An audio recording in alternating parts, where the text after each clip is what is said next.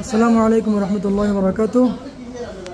সম্মানিত সোনাগাজীবাসী, অত্যন্ত আনন্দের সাথে আপনাদেরকে জানানো যাচ্ছে যে এই প্রথম আমরা সোনাগাজীতেই এই